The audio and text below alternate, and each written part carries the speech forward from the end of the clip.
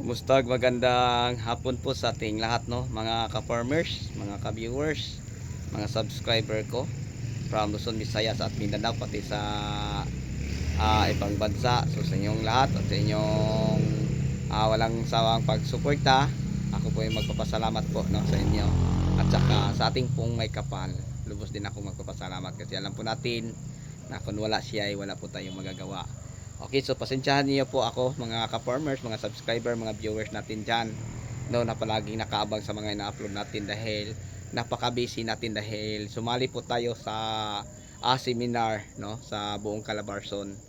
2 araw po, kaya nga hindi tayo nakapag-upload, no, ng mga latest video o update. So ngayon mga ka-farmers, kararating ko lang, kaya nga nagawa tayo ng video update sa ating pipino. So ito na siya, yung nag-upload ako ng short video sa reels ko yung nakarang araw, wala pa siya, no. So ngayon may kataasan na siyang mga 1 metro na siguro, no. Ganito na siguro siya kataas. Ito. So ito kailangan na itong didiligan mga ka-farmers kasi napakainit. Yan, mataas-taas na mga ka-farmers, oh. Hindi pa namin napaakyat, baka bukas. Kasi ang mga tao natin ay busy sa pagpamutol ng ano po, poste para po sa farm to natin mga ka-farmers. So ganyan lang ang pagpaakyat. So ganyan na siya katangkad, no, kasi meron tayong expand sa farm. So may tinatawag tayong farm dito sa, ang location ay nasa Barangay San Roque, Bawan, Batangas. Tapos ang expand ay nasa Taysan, no, Batangas din. Mga may kalayuan siguro simula din na mga 40 to 50 minutes kung matraffic, abot ng 1 oras. So ganyan ang distansya, no, sa isang farm o farm to natin. So abangan nyo lang mga ka-farmers dahil po sa inyo at siniseryoso ninyo ang pagsubaybay at saka yung mga tanong, gagawa ako ng mga video, no, short video man o mga tutorial kung paano ko inalagaan ang mga pananim, kung ano man ang mga ginagamit ko. So yun po ang mga promise ko sa inyo. So yun na lang siguro, no, ang magagawa. So magtutulungan lang tayo, pasensya medyo paos dahil po sa sobrang lamig, no, sa venue namin mga ka-farmers, mga ka-viewers, mga subscriber. Sana pagsinsiyahan mo yung boses ko at saka yung mga nakaraang kahapon, ngayon hindi tayo nakapag-upload kasi ginagawa ko na mag-upload ng mga video update, kahit update lang sa umaga. Sa hapon ay mga video tutorial, no, parang ganon. Pero ngayon mga ka-farmers, mga ka-viewers, mga subscriber, yun lang po ang ma-share ko po sa inyo, na pasensyahan at sana maintindihan po sa inyo. So ang farm 1 natin ito, at saka yun ang farm 2. So sa farm 2 natin mga ka-farmers, doon ko ipopost kasi hiningian po tayo ng 2005 square meter, parang demo farm, no, na palaging i-monitor sa province. Tapos parang kuha na ng data. Then tapos mga ka-farmers, ang variety na tatanim doon sa parang demo farm, kamatis. Okay, so patok na sa mga kamatis farmer. Pangalawa, talong, patok na sa talong farmers. Pangatlo, kamatis, ay may ano pa, sitaw. So yun po ang ano natin doon, ang itatanim. Dahil malawak ang area natin na farm to, pwede tayo magtanim doon ng mga pipino, no, at saka mga sili. Okay, so ipapakita ko simula sa pagpunla hanggang sa pagtatanim. Ano ang mga ginagamit, ano ang mga pesticide, fungicide. So kaya nga i-encourage ko kayong manood, parang matuto kayo. Baka sa isang cycle natin marami nang marunong o makakaalam, no, sa mga insecticide, fungicide, foliar na ating mga ginagamit. Kasi alam nyo mga ka-farmers, may dalawa akong pamamaraan sa paggamit po ng mga synthetic na insecticide, synthetic na mga fungicide. Alam nyo ba kung bakit? Parang maintindihan nyo, iba ang ginagamit ko sa tag-araw ng mga synthetic na fungicide, synthetic na mga foliar, at saka sa at saka sa tag-ulan. Okay, so bigyan ko lang kayo ng parang example anong pinagkaiba, no, sa mga fungicide, sa ibang mga fungicide. Bakit nasabi ko na iba ang ginagamit kong fungicide sa tag-araw, iba din sa tag-ulan?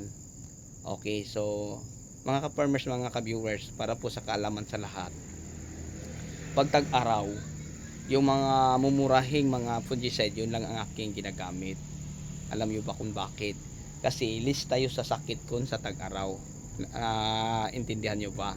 So ulitin ko, pag magtatanim tayo ng mga pipino, ampalaya, kamatis, talong, at iba pang mga uri ng mga gulay, basta itanim natin sa tag-araw, list tayo sa fungicide. Okay? Pero sa tubig, pwede araw-araw. Ito mga ka-farmers, hindi na pagdiligan kahapon ngayon. Baka pagdating sa ating mga tawan galing sa kabilang farm ay madidiligan to sila, no? Okay. So need na nila ang tubig kasi tuyo-tuyo na mga ka-farmers, mga ka-viewers, mga subscriber natin. So yun po.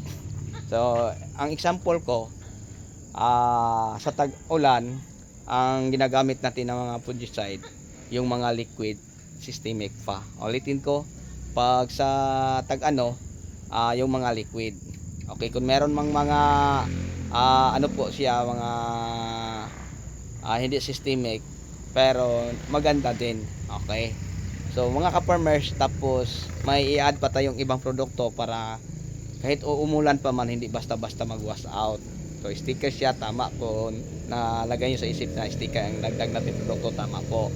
So ang mga fungicide na maganda sa tag-ulan, example ko lang, halimbawa Robato. So si Robato mga ka-farmers, or si Amistarba, or si Luna Sensation, kaya po niya protektahan ang buong halaman, mabulaklak, munamunga na, bunga, madahon, masanga, hanggang sa ugat. Okay, kasi pag halimbawa ang ating mga pananim ay nakarubato, ang ating mga pananim ay naka-amistar o naka-Luna Sensation, para siyang tao ba na kung halimbawa maulan ang panahon, naka-umbrella, okay, naka-coat, naka-pantalon, naka-butas, so sa sobrang lamig hindi siya madadatnan. So sa madaling salita, kung ang tanim natin ma-applyan ng mga fungicide na ating nababanggit, hindi siya basta-basta ma-stress kasi protektado siya sa malamig na panahon. So yung mga fungus na tinatawag nating mga amag, yung mga tinatawag nating leaf spot, so posibleng mangyayari sa kanya. Pero pag magamit lang tayo ng mga fungicide tulad ng mga mangkusig, no? So may ambag naman siya pero hindi din niya kaya, no? Lalo na pag magka-leaf spot ay wala na. Magka blight, no? Or sourdough blight sa kamatis o sa ano pa. So hindi na din niya kayang protektahan. Okay lang early blight, late blight, tapos ulan pa. So parang tuloy-tuloy na mga ka-farmers, na mga ka-viewers, na ang pag-atake sa punggot hindi niya ma-minimize. Kaya nga, ang sabi ko o i-share ko sa inyo based on my experience, na pag halimbawa ganitong panahon, pwede lang tayo mag-ditin, mag-anthracol, o kahit anong uring mga mumurahing fungicide ng mga mangkusig, no? Pwede din siya, mga Agri-Blue or mga Blue fungicide, pwede siya. Kung gagamit man tayo ng medyo matapang-tapang na fungicide, ang AI na hanapin natin yung mga Tiofanit, no? Pwede din Tops and Aim, okay, Armor, pwede din. Yung mga nag-AI na mga Tiofanit. So ganyan lang mga ka-farmers, mga ka-viewers, ang may share ko po sa inyo patungkol sa iba ang ating fungicide sa tag-araw, iba din sa tag-ulan. Kasi sa tag-ulan, yung mga Amistar, Robato at saka Luna Sensation, yun natin ginagamit, mga Ortibatap, mga Rally, mga Kapintasim. So marami mga ka-farmers. So kung ano man ang mga available sa iyong lugar, kahit meron lang kayong dalawa, pwede na yon. Halimbawa, nakabili ka ng Amistar, Luna Sensation, pwede na. Ang nabili mo ay Ortibatap, ay palit mo, pwede Rally. Basta yung mga fungicide na Azadirachtin ang AI, mga Difenoconazole yan maganda, mga Carbidazim, yun po ang AI na ating hanapin. Kasi yung mga ganyang klaseng mga fungicide, mga ka-farmers, kaya na po niya protektahan, no, ang ating buong halaman. Tapos may sticker pa, so nakabalot, no, parang may mga plastic cover na hindi basta-basta mabanlawan o mahuhugasan sa tubig ulan ang mga produkto na protection sa ating mga tanim. So yun na po ang may share ko sa inyo patungkol dyan. At saka sa foliar naman mga ka-farmers, no, palagi ko nang binahagi, iba ang foliar sa bagong tanim, iba din sa ano. Tapos pag sa tang-ulan mga ka-farmers, lalo na sa critical stage, ay ang ginagamit nating mga foliar, hindi yung mga foliar na nakasanayan natin ginagamit. So may ibang foliar tayo dyan, no. ano po siya, kagaya ng Nutriplant EJ, isang example, mga Avinion, or nagamit din po tayo, no, ng mga biostimulant, mga ka-farmers, na mga produkto para vitamins dagdag sa ating mga tanim. Kasi sa ganitong mga panahon, pwede na tayo mga foliar, hindi na tayo mag-bio. Pero sa tag-ulan mga ka-farmers, mas may ganda, may foliar kompleto, may fertilizer tayong pinapadaan sa ugat, tapos si foliar, fertilizer na pinapadaan sa dahon, si biostimulant ganun din. Pero si biostimulant mga ka-farmers, ang purpose po natin sa kanya, ano po, para palakasin ang immune system sa ating halaman or i-boost ang kanyang energy para po sa mga posibleng mga stress dala ng ulan, no, o baha. So hindi siya basta-basta mas ano po mga ka-farmers, no. Kasi pag once na ang ating mga tanim ay magkaka-stress, example sa ampalaya tapos galaxy pa, once na ang mga dahon ng ating ampalaya ay nagkapunggos, inaatake ng leaf spot. Ano mo yung leaf spot? Parang nagkakaano sa mga dahon, no? Damage na parang taya-taya o ano. So yun po ang leaf spot. So pag ganyan na ang dahon sa ating ampalaya tapos galaxy max pa, marami tayong mga bunga na makikita mga ka-farmers na deform, hindi lumaki, naninilaw. So isang dahilan mga ka-farmers bakit hindi napalaki, dahil po ay ang mga dahon niya ay inaatake ng punggos. So, pag once na ang mga dahon ng ating ampalaya ay inaatake ng punggos, ibig sabihin mga ka-farmers, pag mag-spray tayo ng mga foliar, hindi na makakain, masasayang lang at lalo pang lumala ang punggos. Okay, so may mga video tayong ina-upload pag halimbawa ang ating tanim ay inaatake po, no, ng mga fungus. Pag mag-spray tayo ng fungicide, huwag lang po natin sabayan ng foliar. So fungicide lang mga ka-farmers, tapos walang foliar. Okay, malinaw ba? So yun ha, pag inaatake ng fungus ang ating mga pananim, huwag nating lagyan ng mga foliar, lalo na sa mga foliar na mataas sa nitrogen, lalo pang lumambot at saka gusto din sa mga fungus. Okay, so mga ka-farmers, pag sa maulan na panahon, share ko lang po sa inyo ang mga foliar na magandang gamitin natin, lalo na sa tinatawag nating critical stage. Example, Nutriplant EJ. Tapos pwede tayo sa mga kung biostimulant, pwede tayo sa mga Avinion, sa Vier, no, Vision, pwede. Smart, sa ano, pwede. So marami mga ka-farmers na mga biostimulant na pwede natin i-spray. Kasi ang biostimulant hindi siya kagaya ni foliar. Si foliar pag spray mo, once na matuyo na sa dahon, direksyon ng ma-absorb o mapakinabangan sa tanim. Pero si biostimulant, papasok sa dahon, magsti sa puno, doon na siya mga ka-farmers, no, sasakay. Parang kung mayroon mang mga pag-atake sa fungus, list po tayo. So ganyan po mga ka-farmers, kagaya sa tao, kahit kumakain pa siya ng mga ka-farmers, no, ng masustansyang pagkain, pero bakit nag-vitamins pa? Anong purpose sa vitamins? Ang purpose para lakasin ang immune system o resistensya sa tao para hindi magkasipon, hindi magkaubo. So yun po ang purpose natin mga ka-farmers. Tapos ang katawan natin hindi palaging pagod. Okay, parang may energy tayo palagi. So ganun ang tanim natin mga ka-farmers. Ganyan sila. So kung ano man kamahal mo ang tanim, tapos ang lahat ng mga pangailangan ay ibigay nila, yun po ang balik nila.